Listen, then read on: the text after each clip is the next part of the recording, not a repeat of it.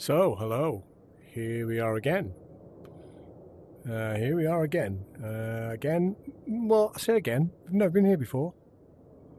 Because where we are today, if we have a look around, where we are today is a place called Tokyo. We've never been to Tokyo before.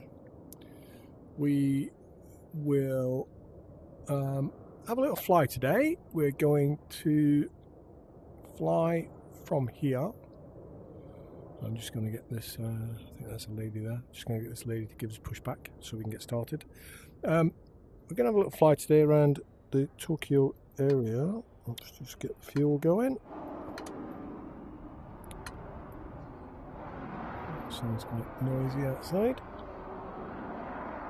as it should. It's a very busy airport, as you can see. There's a jet just going off down the runway there.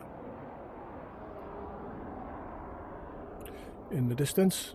Oh, she's put her sunglasses on. So hang on. So let me. While I'm talking, I never do things properly. Parking brake. I never know whether that parking brake is on or off. I think that's off, but I'm not sure. Yeah, so anyway, sorry, let's get going here. We need the master switch. We should have the alternator on. Let's put the fuel pump on and start left button. There's the left engine.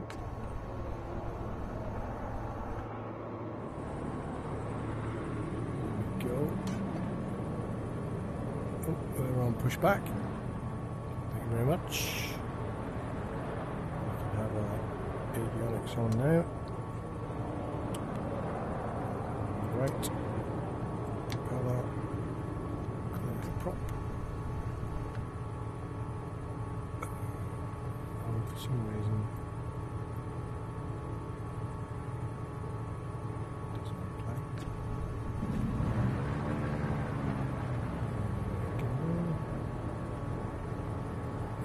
Assistance. So we've got Air Canada, we've got Qatar, we've got Singapore Airlines, and we've got our little DA62 that we're in today.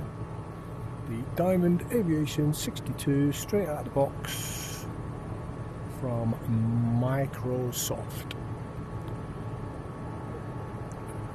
We're going to be flying. So it's a day for homages. Oh, there's a jet just. How did they put that there? I was there. We're doing another little homage, if you could like to call it that, today. We're going to fly over from Tokyo to... there's the lines coming up. We're going to fly over from Tokyo across to Mount Fuji. Then we can probably say thank you there, and stop there, put the parking brake. So that's the parking brake off, that's parking brake on. Right, okay, which is the other way around to the buttons. You'll notice the buttons, if you push things on, is up.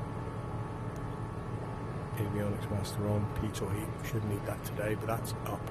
Anyway, I should have my lights on, which for, got the engines running. Should have taxi light on, because we're just about to taxi. So yeah, very strong. Oh, God, there's jets everywhere. Better get moving. I think we need to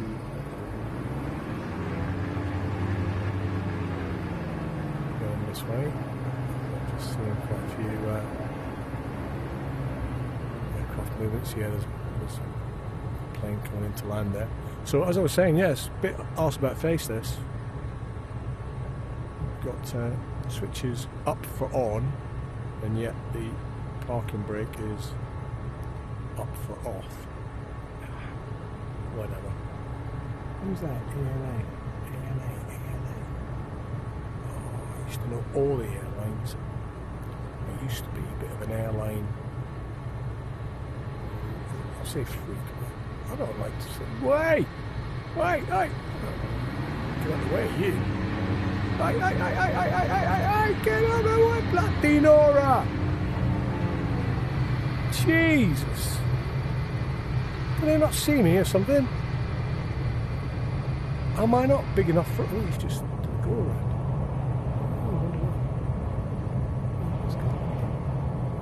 around. Yeah, busy airport this. What was I saying? No idea. The plane could let me freak me out then. I think we should really get out of this. I don't know what I'm, where I'm supposed to be taxiing here. I'm just trying to follow the yellow lanes, but that wasn't very successful, was it? So yes, we're going to be doing a little fly. We're going to fly out to the west, which should take us over Mount Fuji. Let's just go a little bit further down. Over Mount Fuji, and then we're coming back. So there's basically two airports in Tokyo. It has two, Haneda and Narita. I think they're both. This is the main, which is called Haneda. It's a straight pink checkerboard. So this is the one in central Tokyo, or almost central Tokyo. And the other one is slightly out of town a little bit. Not very far, but it's a fair bit. It's the other side of town. So I think we're nearing the end of the taxiway. Yeah, we're at taxiway A. So we probably should be thinking about finding the runway threshold here, which will be around to the right. Just put a little bit of right side in. There we go. And we know it's going to be busy, so we're going to have to just... there's the threshold. So we're just going to hold here at the end of 3-4 left.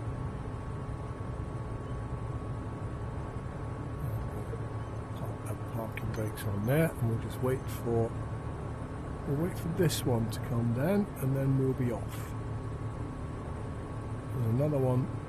There's another plane further up the stack there, but should be enough gap for us to get out in between. So we'll just watch this one landing, and then we'll be off. So basically, our flight plan today, we'll take it off on 3-4 left, which is kind of northerly. We will then head to the west, out to Mount Fuji, where we'll have a little fly around Mount Fuji, and then back to the other airport in Tokyo, which is Narita International. So, there's a big plane coming in. We've got lights on, all our lights are on. We have everything in the greens here, lots of fuel, well, plenty of fuel. Oil pressure is the only thing that's a little bit on the yellow end, but that will soon get there. That's where we are.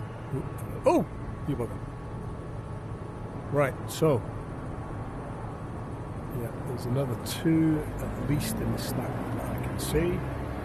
So we will give that guy a little bit of time, but not too much, to clear, and then we will make our way out. We will not need any flap. It's a very long runway.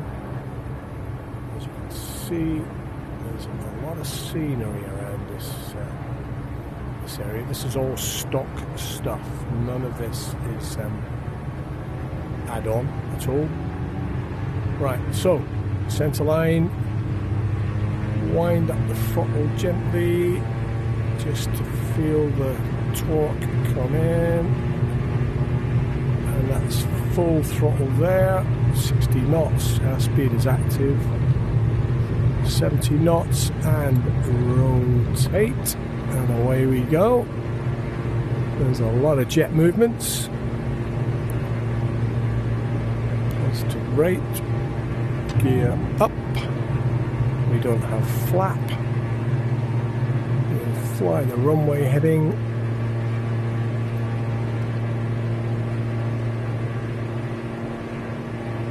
gain some height.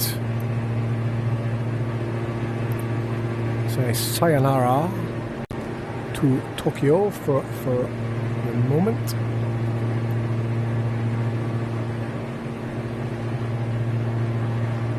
This is epic in terms of scenery. It is very, very congested, just like the real thing. So there's 1,000 feet. We've cleared the runway. We'll turn to the west.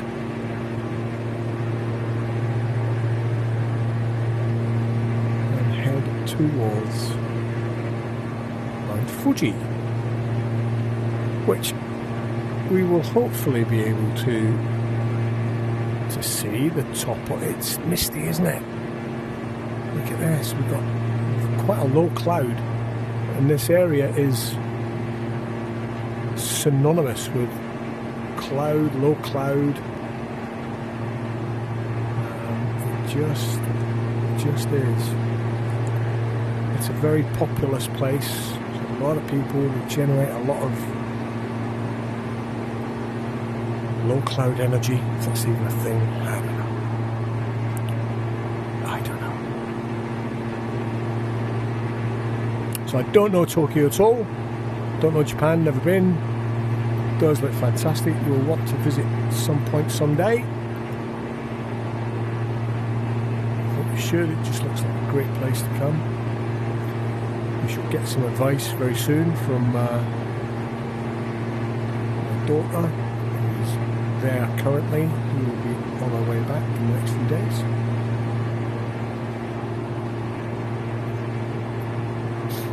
So, yeah. Tokyo looks fantastic. The whole of Japan looks great. Looks like a great place to visit. We've had lots of friends, not lots of friends, but we've had friends visit Japan and love the place. So, all good recommendations for a really good visit, a really interesting place to come. The food is, looks fantastic. The scenery, the sights, the whole atmosphere of the place. Cleanliness, manners, standards, whatever you want to call them.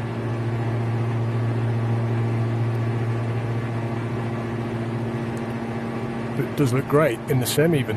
It's really good. So we're just heading round to pick up our flight plan. There we go, it's just nearly coming up on the nose now. The magenta line of pointing you in the right direction. And where we are, I believe, it's one of them radio towers. I love those radio towers, the red and white, sticky up ones. Where we are now, I believe, is over the suburb, or is it a town? It's on right of, I think it's Kawasaki, where the motorbikes are. I hope the motorbikes are made there. Or not just motorbikes; they used to make other things as well. Yeah, a very big engineering area, Kawasaki. I think that's where we currently are.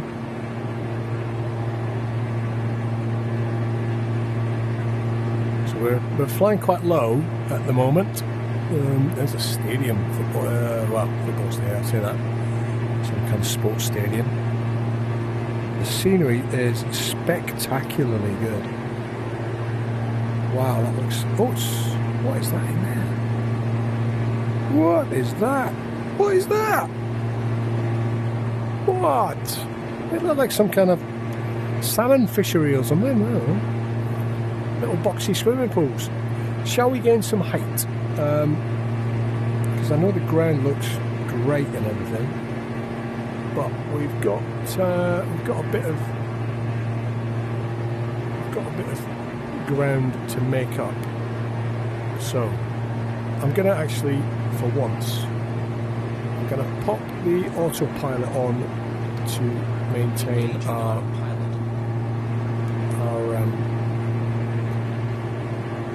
navigation.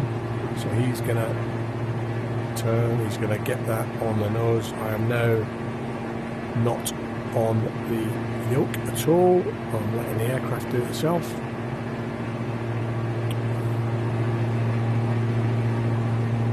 Tokyo. It's just doing some adjustments to line itself up with the flight plan,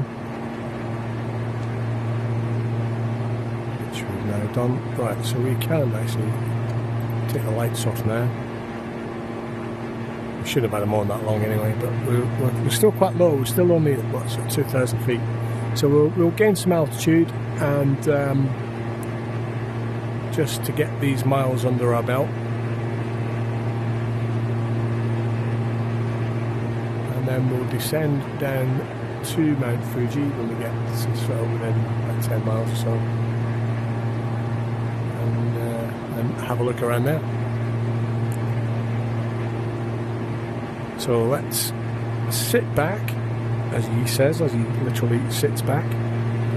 Sit back, let the plane do the work, and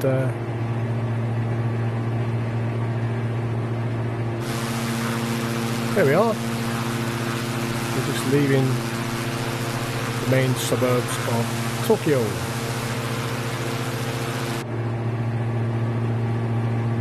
Seems to be another airport runway over there to our left.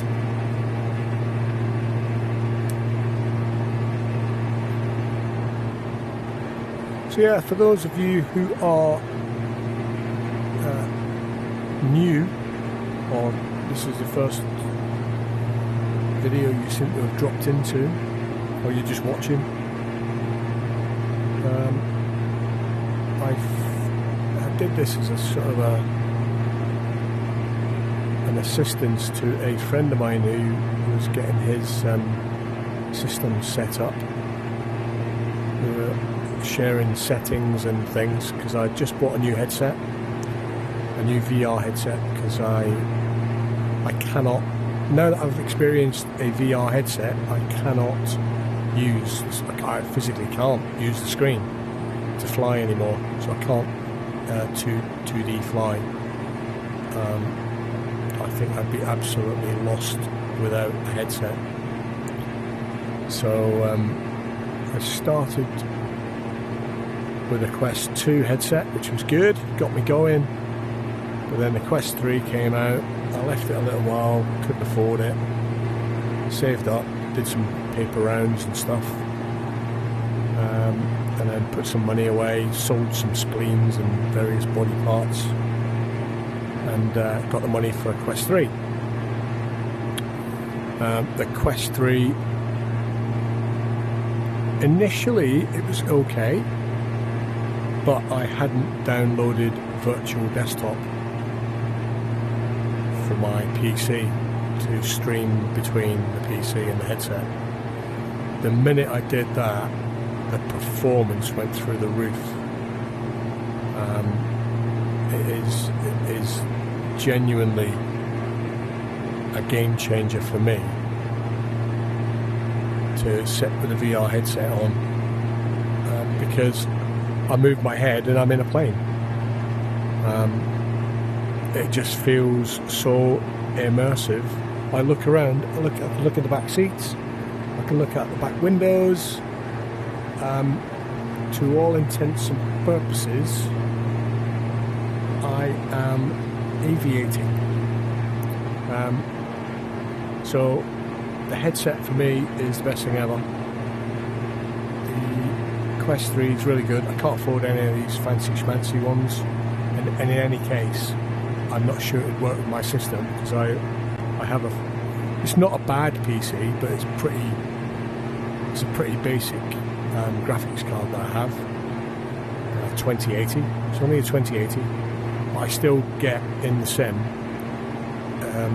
80 frames a second running Virtual Desktop to the headset, so I can't fault it in that regard. It's absolutely bloody awesome.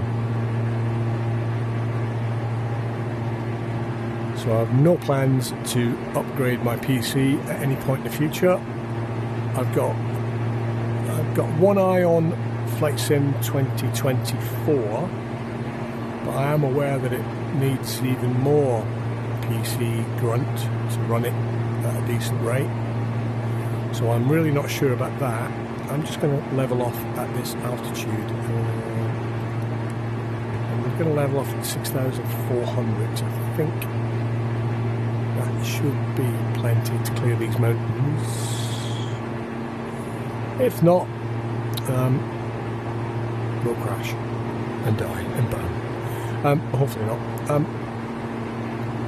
So yeah, I've no plans to upgrade to 2024 just yet. I'm going to wait for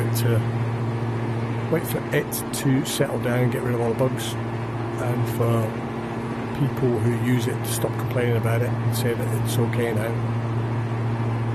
Then I'll look at whether I need to replace my PC, and I'd rather not, because it's a lot of money to replace a PC. Just for what? I'd need to see some real benefits from moving from 2020, because look what you get. Look, this is 2020, and you're telling me 2024 is going to be better than this. I'd like to know why. I'd like to see it. I mean, look, it's just awesome. It's awesome.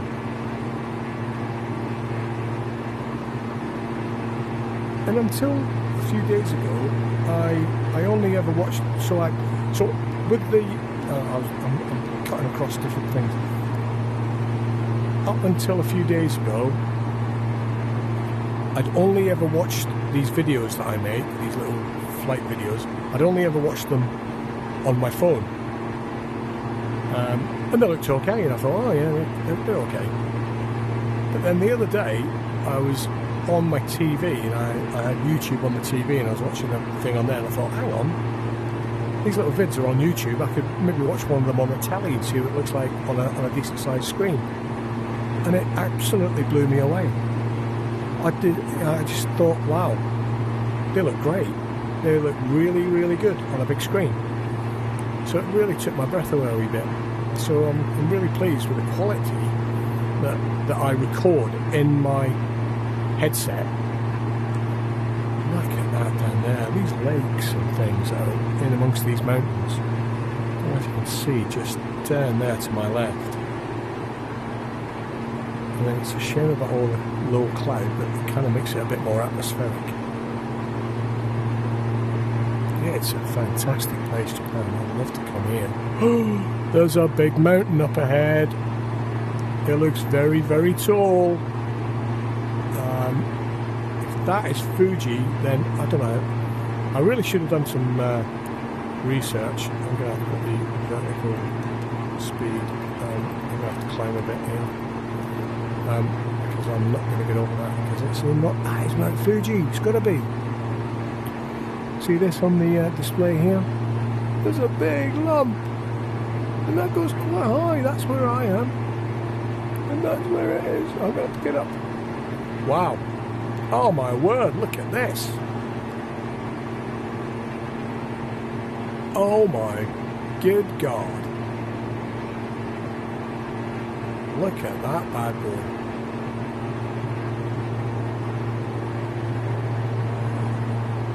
Chihuahua. That is monstrously big. Yeah, so what was I talking about? Yeah, I'd need to see a big improvement in the graphics and my ability to be able to use that increase in my system. And if I don't get any visible or performance benefit from it, then what the hell's the point? Stick with what you've got. You don't need to have the newest Carlos Fandango thing if you're still enjoying it, and I'm enjoying this.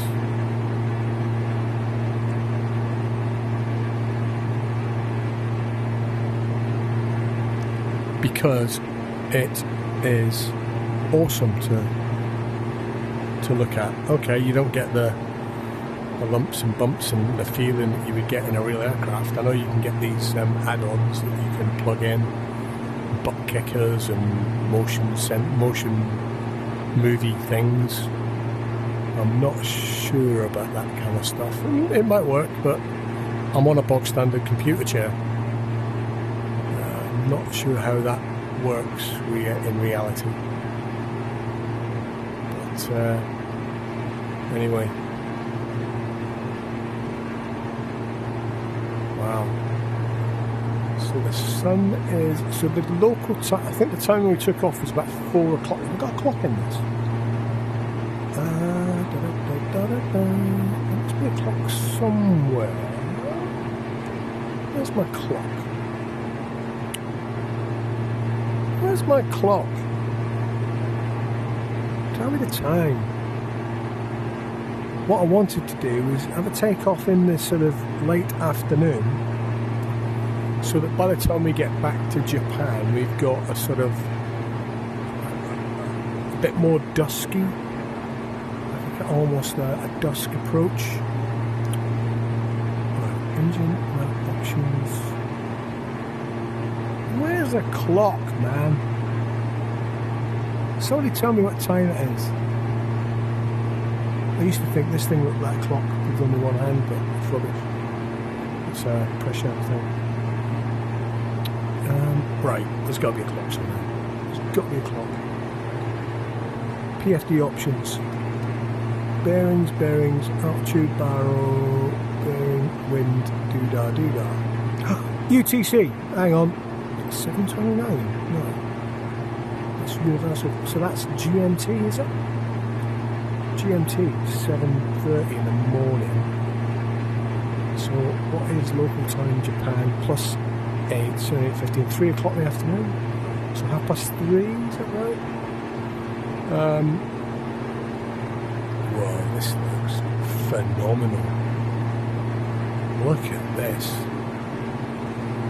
Oh man. Yeah, so that could be the time. I'm not sure. Didn't say it anywhere else. Transponder, no. Right, wow. We're still 6 miles from, I can't believe we're 6 miles away from this, because it's huge. It looks like we're filling the windscreen now. What I want to do is take the autopilot off, fly around the top. Now there's a big crater, I believe, in Mount Fuji somewhere.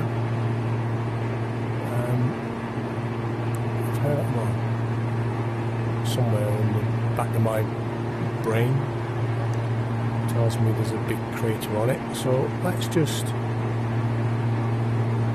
are we close enough? 4 miles, right? We'll take the autopilot off.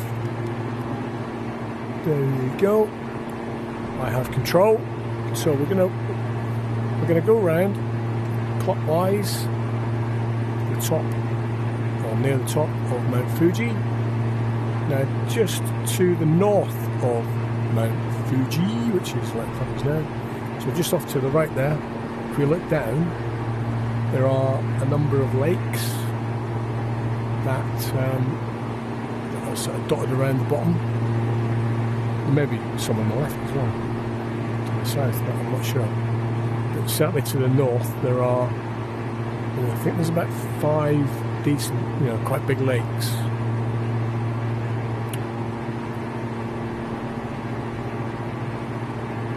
Wow. I mean, this is genuinely jaw-breaking. Not jaw-breaking, jaw-dropping. Jaw breaking? Why would it break your jaw, you numb? Right, so we still have a bit of oomph left in the throttle. Now in the DA62, there is no facility to lean the engine as you gain altitude, whereas in a normal aircraft you would you'd have another lever which you could use to lean the engine, lean the fuel mixture. And the DA62, being as advanced as it is, it does it for you. look at that. I need to see, where's this crater? I think it's on this side somewhere. I think it's on the south. It might not be well depicted. But anyway, there is Mount Fuji. And in front of me now, there's one of the lakes. There's another lake. There's quite a number of lakes dotted around this area.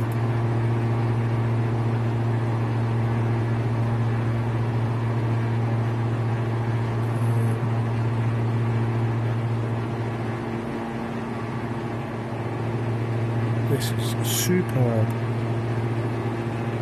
So yes, as I was saying, I don't know what time it is, but I was kind of hoping it was about 4 o'clock-ish. So we would start to see a little bit of dusk come into the light, so we could get some city lights and things coming on as we head back towards Tokyo. If that's not the case, then so be it. We'll have to try again another day.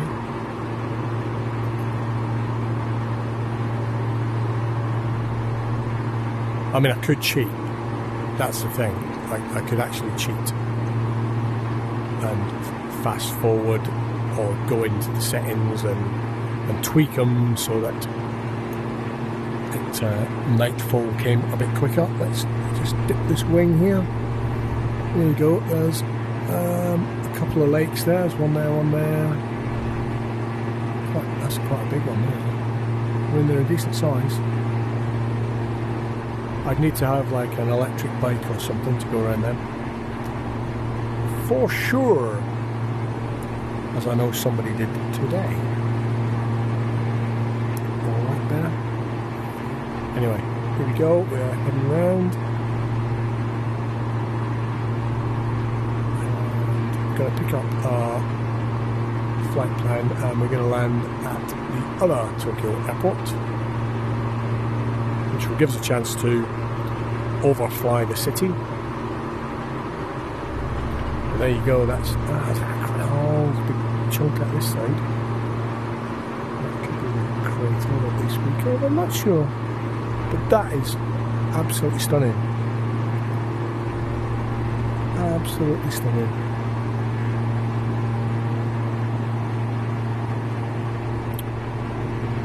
And we're just lining back up with our flight plan, which is going to take us off here to the east.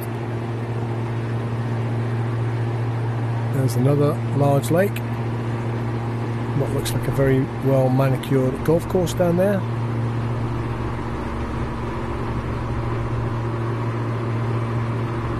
Large lake.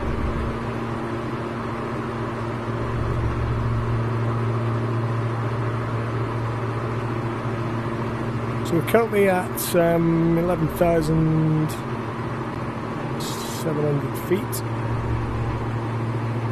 So what we'll do is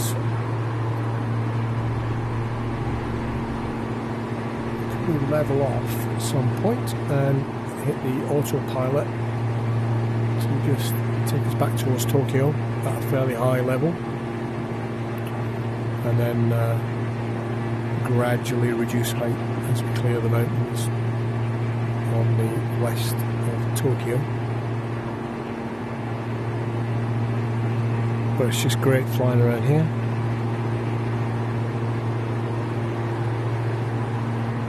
It looks like a really beautiful country. Lovely part of the world. So we're nearly back on track. We'll put the autopilot back on. We're on the GPS, which we've got selected. And we will hold at 13,000.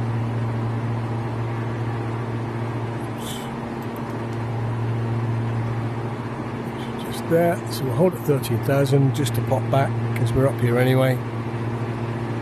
So we'll pop back towards Tokyo.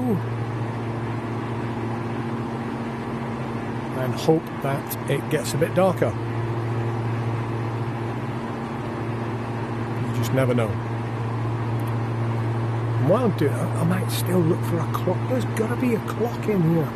I know it says UTC 7:38, but is there not a way of changing that to local time? Is it only going to give me UTC, which is it a universal time clock? I don't know what UTC stands for. Universal time continuum, time consistency, timed UTC. Yeah, universal. Anyway, transformative world.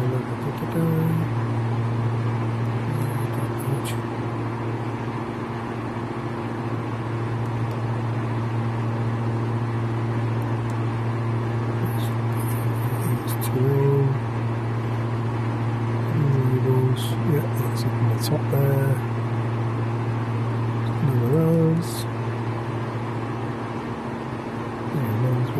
The wind, we've got a bit of a tailwind going on, not much you want. 4 knot tailwind. There's nothing much to write home about. Outside air temperature -6, -7. As we're 13,000 -8. It's getting colder. We'll just pop the pitot heat on, just as a precaution rather than anything else.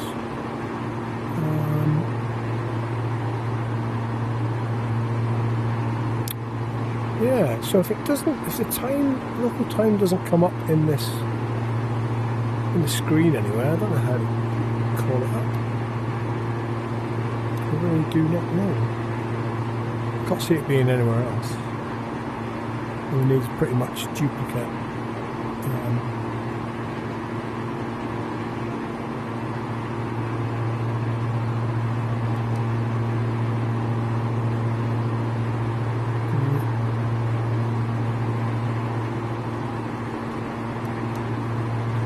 See, I always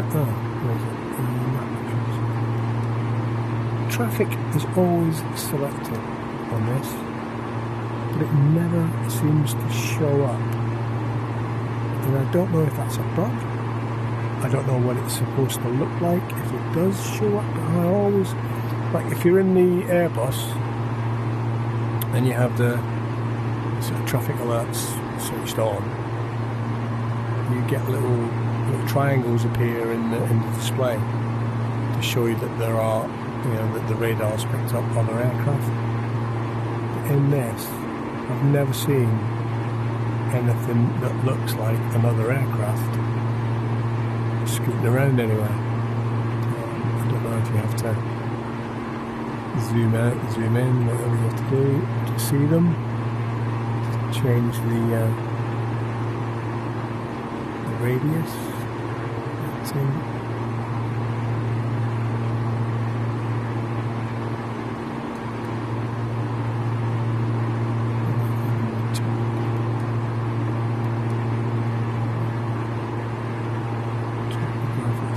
On. And yeah, I can't. Strange.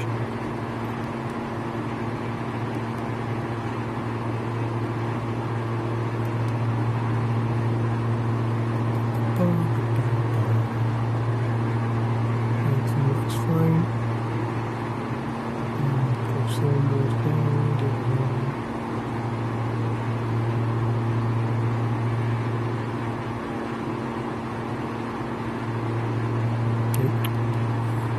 Clicking the actual display in that case.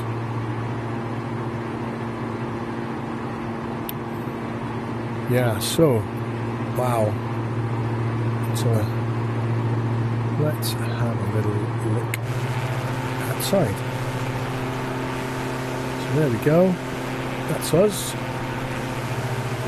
There's lots of golf courses around here, Tokyo. Oh, I can see 1, 2, 3, 4, 5, 6, 7. Wow. That's just in this area. I mean, this is Golf Central. That's a big one, yeah. 5, 6, 7 golf courses. 8, there's another one over there. Oh, it's just everywhere. They love their golf in Japan, that's for sure. They certainly do.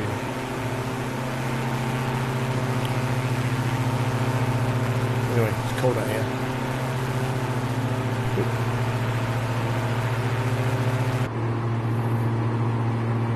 Sorry about the hiccup there.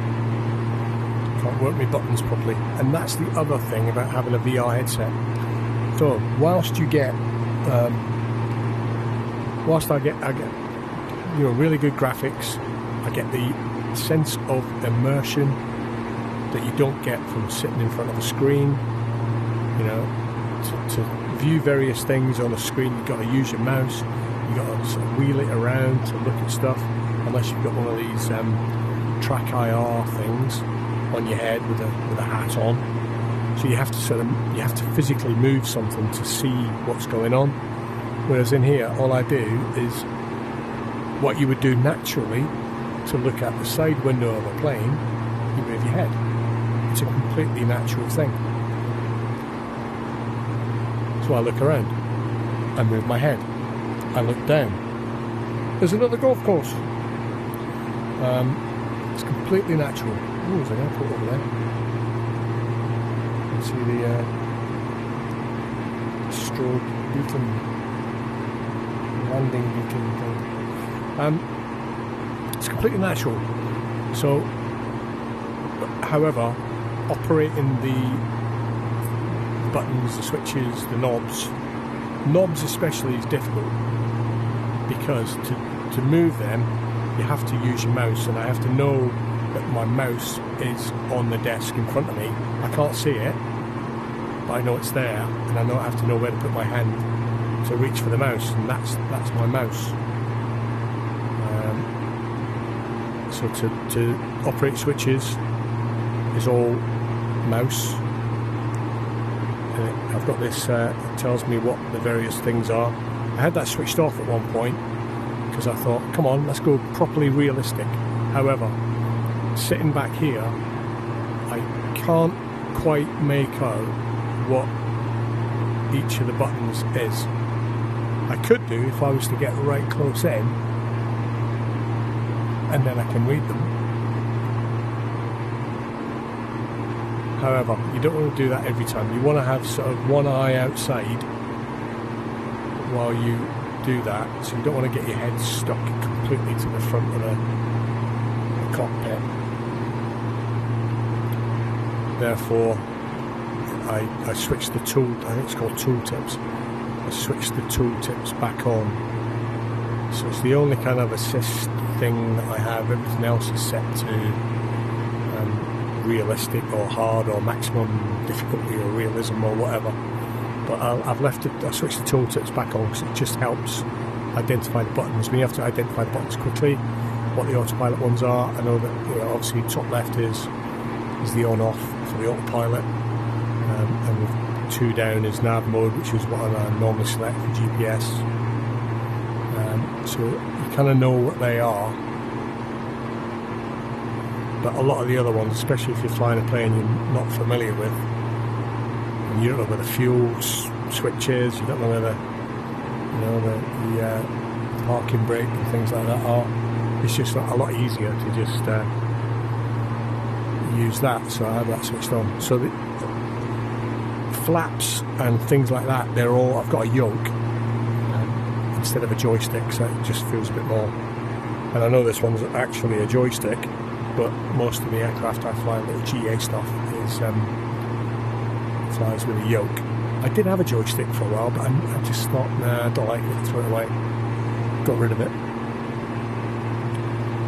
But it's just, it would be great if there was some sort of, and I know the Quest 3 has got the facility for augmented reality, but I really don't know how you would integrate the immersion that you get in the sim with actual physical controls that you need to use, like keyboard, the throttle quadrant that I have on my right here, which is on my desk, which I make a feel for. To switch to outside views, I've got a switch on the throttle quadrant that I have to feel for, know that it's the middle switch, and then click that. So I know where that switch is. Similarly for the trim, for the gear, for the flaps, all those switches are on the yoke, and I know where they are, and I just feel for them. Thumb, my parking brake is on the yoke, that's the trigger. So yeah, just the integration of the headset with the controls it is quite a difficult thing to do, I imagine. I'm not too bothered about it, to be honest. But what I am bothered about is the time. So what I'm going to do is I'm going to cheat. So look away. I'm going to cheat. Oh, no I'm not. That was the wrong button. This one. That's the one I want. Oh, this one. Go away. This one here. I can do this, and I can drag that. Ooh, see, it's getting darker. It's way dark. Hang on. Let's go to about there. Ooh. It's difficult to do this. There you go. 6:30. It's now 6:30 at night. There we go. How is that? Look at this. Look at this. So it's 6:30 at night. We are 30 miles from the airport that we're going to. Haneda, I believe it is. Haneda International. Other side of Tokyo here. So we're basically now overflying downtown Tokyo. It looks amazing. Clouds have all gone fluffy pink because we've got a bit of a sunset going on behind us, which, oh, there's a plane coming towards us. Is there any traffic on my thing now? Does it give me any kind of indication that there's a plane? I can't see it. It's not -26. There's a black marker there. And he seems to be on... Sure. Anyway, we're currently just about to overfly the airport we took off from, which is the main airport in Tokyo. And it's going to be, oh, look at this, it's jaw-dropping. The main airport is going to be directly under us in a minute or so, a few minutes. Not even that. And we're heading towards Haneda, so we'll start to think about descending. I want to keep my eye on that black indicator there may be an indication of traffic in my area. Now, yeah, ooh, it's now, yeah, it definitely is. It's turning. You see that plane? Yes, he's turned away. There we go, so we do have the traffic indication. So I believe that plane is just taken off from the airport that we're going to and has now turned away to the north. He's going up that way. Isn't that an indication thing as well? -10, -9. Yeah, that's cool. That's the first time I've seen that. Brilliant, brilliant, brilliant. Right, we need to think about descending. So the easiest way is, well, not the easiest way, but one way I do it, vertical speed, and then select 500 feet per minute is a descent, throttle back slightly,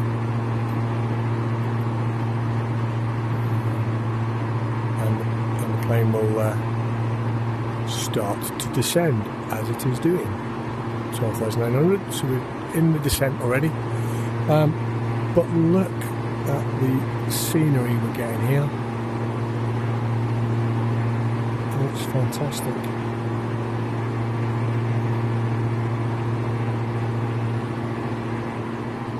I mean, come on. Come on. 2024? Can you beat this? Oh, I don't know. Right, we've got some instrument lights we need to put on here. Let's have some cabin lights and some lights. We have instrument lights on. So we should be okay. We've got lights up here as well. Lights and fans and aircon and stuff like that. And other lights over here, which is the pilot floodlight. If I need that, probably don't right now. Because it's quite nice to see it get a little bit darker. So 20 miles, we got 12,000. I need to have a little bit more descent. Let's go for about 1,000 feet a minute.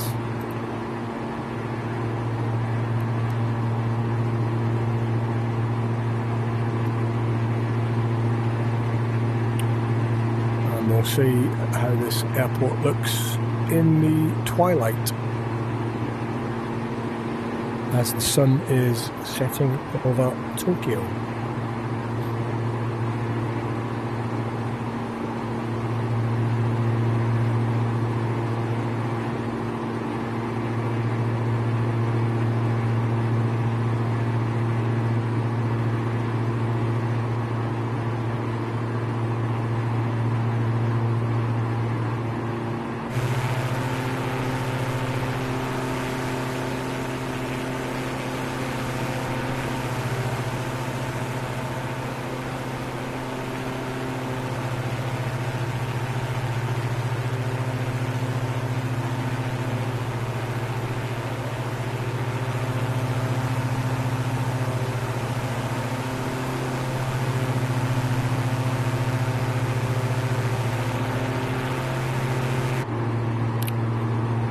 Quite a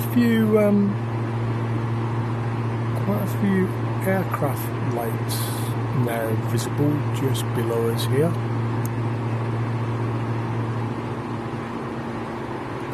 We do have to reduce our speed a fair bit. So we're now 10 miles out. We should be a little bit lower than this by now.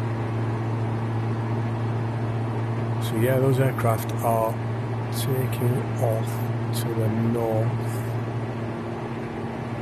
and then coming around. Look at that. 1, 2, 3, 4, 5. This is quite busy. This looks quite busy. So they don't want to get in their way when they're coming away from the airport, which is the direction they're coming in. Look at all these black dots now. Now we know what they are. They're all taking off from the airport. Wow. Yeah. So we just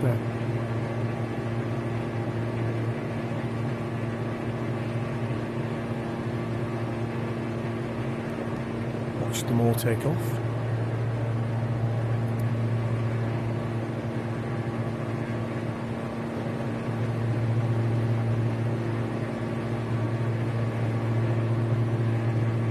Away they go.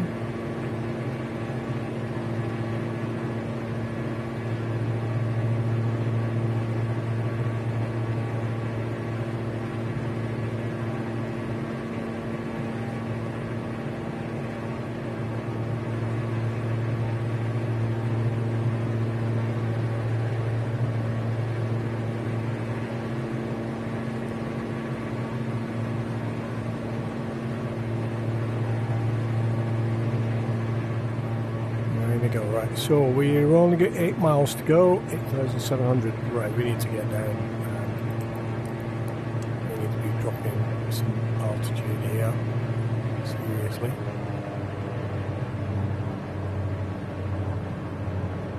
probably should be, let's just switch the autopilot off. Doo-doo, there it goes. So we have control. So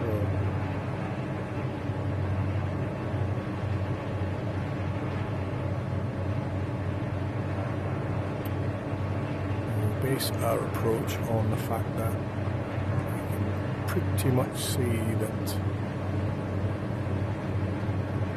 the aircraft that are taking off there heading south to north. So I imagine that's the orientation of the runway here. That looks like an aircraft on final going in. So what we'll do is we'll look for the flight path that these other aircraft are taking.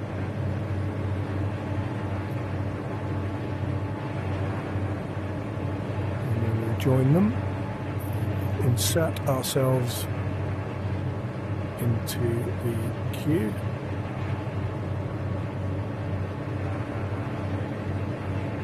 and make a run for the landing. The airport is just down there on our left, just off the engine cowling.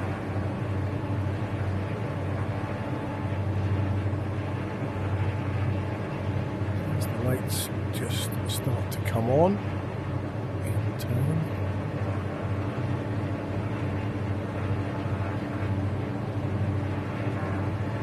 So it's been a longer than normal flight, this one, but it's probably been worth it. I'm just gonna I need this on. Yeah, that's alright, that's better. So what we'll do is, once we get into a position where we're, wow, those two are close together,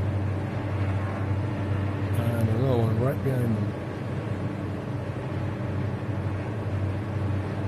It's going to be a busy approach. We've got a fair chunk of cloud here, which I don't like the look of. Much rather make a turn and not go into cloud, and not go into too much. We may have to pop through this on the edge just to get through it, just to give ourselves enough space to manage the approach here.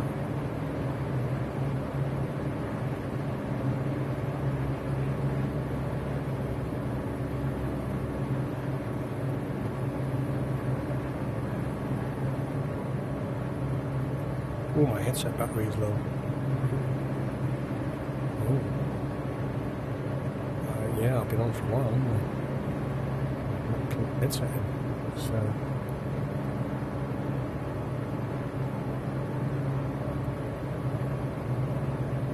Hopefully that is going to keep me going till we get a landing in. That'd be bad, wouldn't it? Able to make the landing. Okay, 3,100, 106 knots. We're not doing too bad. That runway is just off to the left here. I don't see much else in the way of aircraft traffic coming in.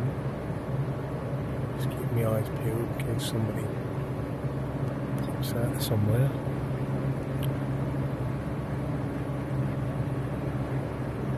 So, I think it's time we gear down, landing lights on, no taxi yet. Oh, there is one coming in, there's one over there, so we're going to try and beat him in. We'll put notch a flap in. We should be able to insert in front of that there, behind that one. Make a turn for the runway. 1,500 feet looks pretty good from here. That aircraft should be on that wing. Okay. Look at the sky. It looks awesome. So let's just keep the power in at this point. Bring the aircraft round. We're losing a bit of the height. Probably too much height now, so just like to hold it there until we're established. The Pappy's the same, we're a bit low, so we'll just hold the speed, hold the height there, not drop too much. And sort of bring it in quite flat at this point. And there's a jet just dropping out the sky in front of us. No, he's going round, he's not landing there, is he? Oh, messy.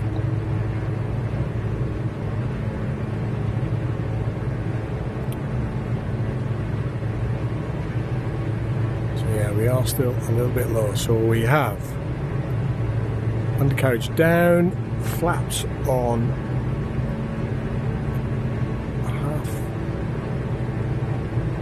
speed is dropping a little bit too much for my liking. It's going to put a little bit of power in just to maintain our height.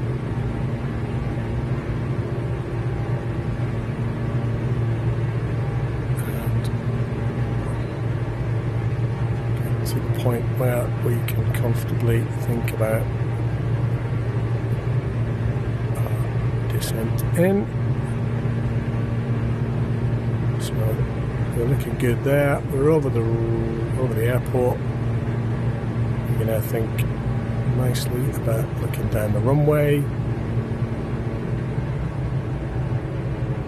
reducing the throttle, start to level off anywhere here, and then basically allow the aircraft to to the threshold,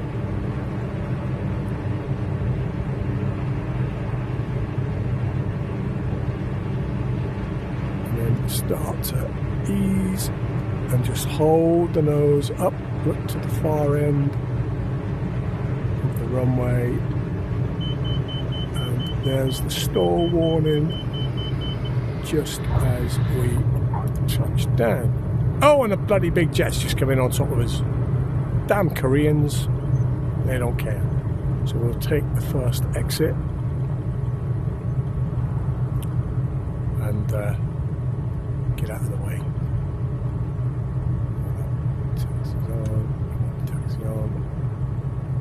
So this looks pretty busy. So we'll get around here, park up, and